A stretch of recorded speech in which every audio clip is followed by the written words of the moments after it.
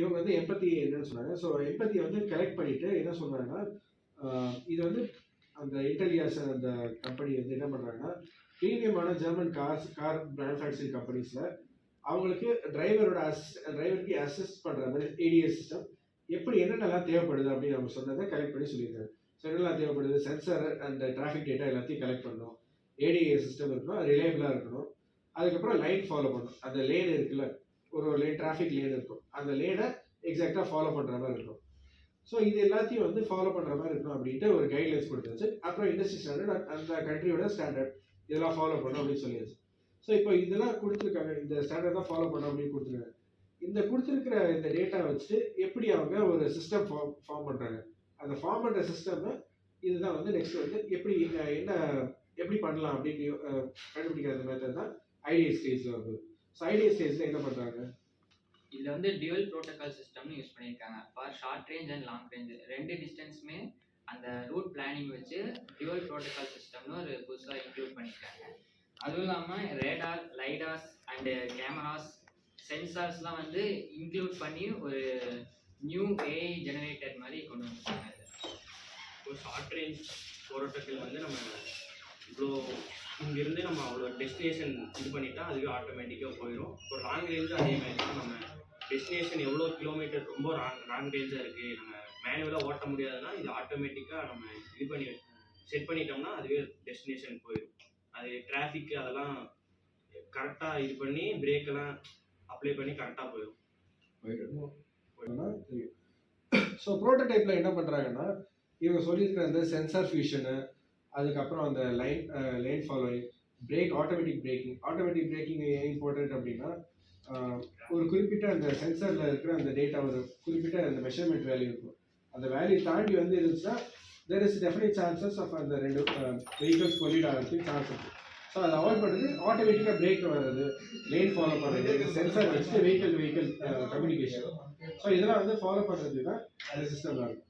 So இதெல்லாம் வந்து சேர்த்து வச்சுட்டு கிளவுட் கம்ப்யூட்டிங், அப்புறம் அந்த வெஹிக்கல் கம்யூனிகேஷன், இதெல்லாம் வந்து அந்த அந்த மாதிரி கம்யூனிகேஷன் சிஸ்டம்லாம் எடுத்து ஃபாலோ பண்ணுறது தான் வந்து ப்ரோட்டோடைப்பில். அந்த ப்ரோட்டோடைப் வந்து ரெடி பண்ணியிருப்பாங்க இந்த ப்ரீமியம் கார்ஸ்.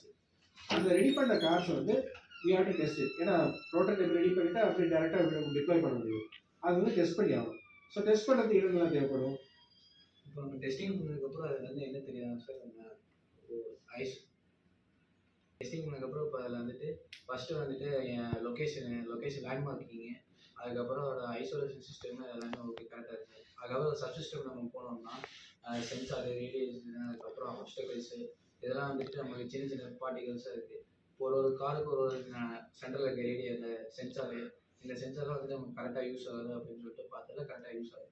ஆனால் அதோட டிஸ்அட்வான்டேஜ் நம்மளுக்கு இப்போ என்ன வருதுன்னா, இதே ஃபாகு, ரெயின்லாம் வரப்போது, லோ லைட் என்விரான்மெண்ட்டாக இருக்க போது அது வந்து அந்த சென்சார் கொஞ்சம் கம்மியாக தான் ஒர்க் ஆகுது. நம்ம லோ லைட்டாக இருக்க போது முன்னாடி கார் இருக்குது, அவங்களுக்கு சென்சார் வந்து ரேடியேஷன் அவங்களுக்கு தெரிய மாட்டேங்குது. அது இல்லாமல் இது வந்து நம்ம ரியல் வேர்ல்ட் கேதர் பண்ணுறதுக்காக ப்ராசஸ் மீடியா டெஸ்டிங் வந்து நம்ம கொடுத்துருக்கோம்.